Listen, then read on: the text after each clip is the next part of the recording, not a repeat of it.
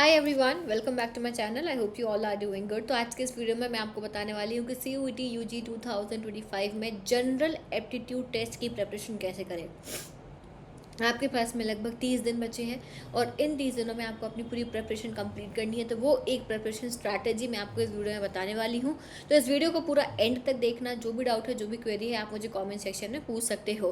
तो सबसे पहले तो जो आपका CUET UG का एग्ज़ाम है, that is common university entrance test for undergraduate courses. UG के जितने भी कोर्सेज हैं, यानी क्लास 12th के बाद आपको जो एग्ज़ाम देना है वो CUET UG का NTA कंडक्ट कराता है। सेंट्रल, स्टेट और डीम्ड यूनिवर्सिटीज़ के लिए होता है ये, और आपका क्लास 12th के NCERT का सिलेबस इंक्लूडेड होता है। ये एग्ज़ाम आपका CBT मोड में होता है, यानी कि कम्प्लीटली ऑनलाइन मोड में आपका एग्ज़ाम होने वाला है। तो एग्ज़ाम का पैटर्न समझ लेते हैं। सेक्शन 1 होगा लैंग्वेज, सेक्शन 2 डोमेन स्पेसिफिक, जिसमें फिजिक्स, केमिस्ट्री, बायोलॉजी, आपका मैथमेटिक्स, इकोनॉमिक्स, ज्योग्राफी, जो भी आपके मेन डोमेन्स हैं वो मेंशन होंगे। तो आपको अपने कोर्स के हिसाब से जो यूनिवर्सिटी ने जो भी डोमेन्स मांगे हैं वो आपको डोमेन्स चूज़ करने होंगे। फिर आता है जनरल एप्टीट्यूड टेस्ट, जो कि सबसे डिफरेंट है और यूनिक है, जिसमें स्टूडेंट्स को प्रॉब्लम होती है कि कौन सा हमें किस तरीके से इसकी प्रिपरेशन करनी है और क्या करना है।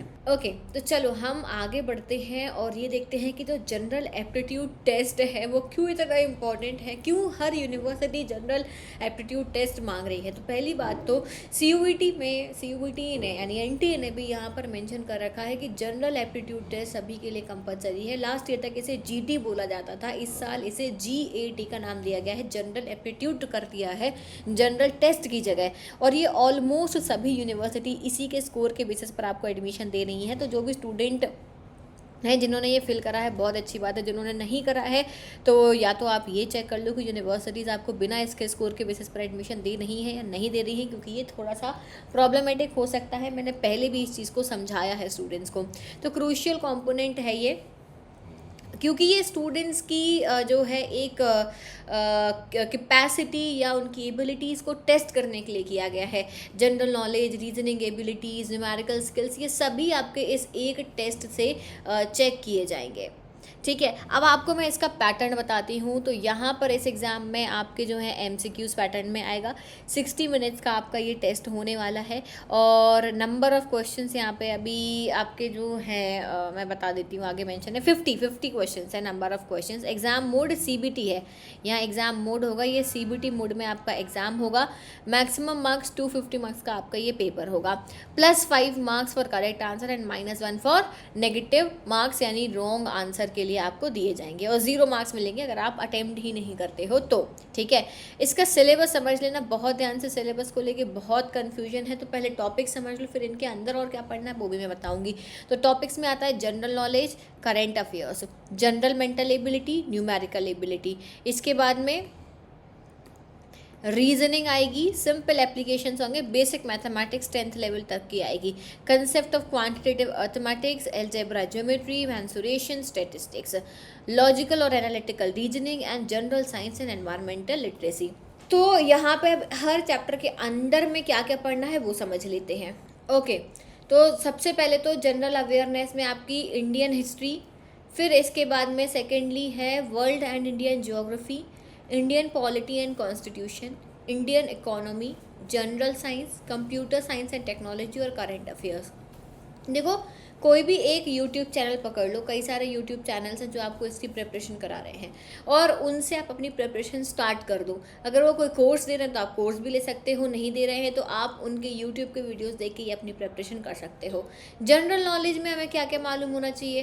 National honours, civilian recognization, act of gallantry, acknowledgement in sports, literature के बारे में, और commemorative dates of influential figures, और historical milestones, observance of national and international importance, sites of cultural heritage, eminent figures in sports, science and EVS। ये सारे topics general knowledge के under में covered हैं, ये सब आप पढ़ लेना।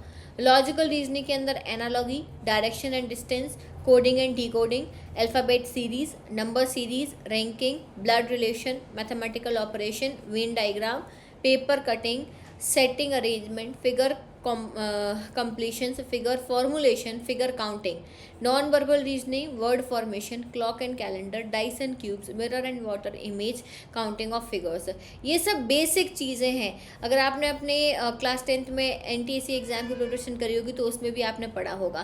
क्वांटिटेटिव एप्टीट्यूड की बात करें तो ये सारे टॉपिक्स यहाँ पे मेंशन है, आप इसका स्क्रीनशॉट ले सकते हो और इनके अकॉर्डिंग अपनी ये प्रेपरेशन कर लेना. ये सारे ही टॉपिक्स इंपॉर्टेंट हैं, इनके हिसाब से आपको पढ़ना है. तो इस चीज़ का आपको ध्यान रखना है कि भाई हमें जो है हमें एकदम से नहीं आ जाएगा सब कुछ. जब आप कॉन्स्टेंटली मेहनत करोगे तभी आप उसमें सक्सेस पा पाओगे.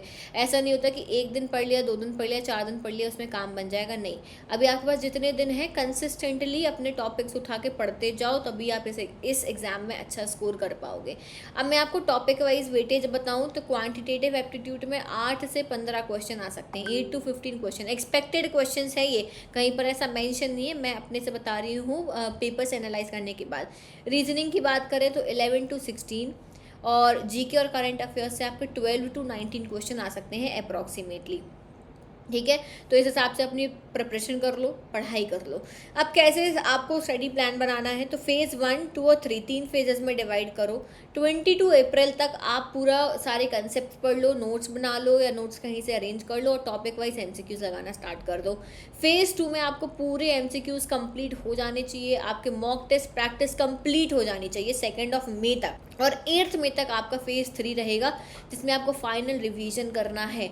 ये आपकी पूरी एग्ज़ाम स्ट्रैटेजी रहनी चाहिए कि 22 तक मुझे सारा पढ़ के ख़त्म कर लेना है, 2 मई तक सारी प्रैक्टिस कंप्लीट कर लेनी है और 8 मई के पहले एक बारी फटाफट क्विक रिवीजन कर लेना है. This should be your smart study plan. ठीक है, अब देखो अगर आप में से किसी भी स्टूडेंट्स को कोई क्वेरी है, कुछ पूछना है कॉलेजेस के अकॉर्डिंग, करियर के अकॉर्डिंग, यूनिवर्सिटीज़ के लिए कि हमें क्या चूज़ करना चाहिए, कौन सा कोर्स लेना चाहिए, फोरेंसिक साइंस आपके लिए अच्छा है या नहीं है, ऐसे कोई भी अगर आपको डाउट है तो आप मेरी 1-on-1 काउंसलिंग को बुक कर सकते हो. डिस्क्रिप्शन में भी लिंक है, आप हमारी वेबसाइट forensic.priyanshi.com पर जाके भी बुक कर सकते हो. ये रही मेरी वेबसाइट, यहाँ पर आप जाओगे, नीचे स्क्रॉल करोगे, यहाँ पर आपको ऑप्शन मिल जाएगा बुक नाउ का, यहाँ से आप बुक कर सकते हो. सो ये आपके पास में काफ़ी अच्छी अपॉर्चुनिटी है कि आप मुझसे पर्सनली बात करके अपने सारे डाउट्स क्लियर कर सकते हो. सो आई थिंक आपको जनरल टेस्ट के बारे में सारी चीज़ें क्लियर हो गई होंगी. इसके अलावा कोई और डाउट है, कोई क्वेरी है तो आप मुझे डिस्क्रिप्शन में बता सकते हो, कमेंट सेक्शन में आप मुझे बता सकते हो. साथ में टेलीग्राम के ग्रुप्स ज्वाइन कर लेना, वहाँ पर भी आपको सारे अपडेट्स और सारी इन्फॉर्मेशन आती हैं. सारे के सारे लिंक्स आपको डिस्क्रिप्शन में मिल जाएंगे. So thank you so much for watching this video everyone. I will see you soon in the next video. Till then take care, bye bye.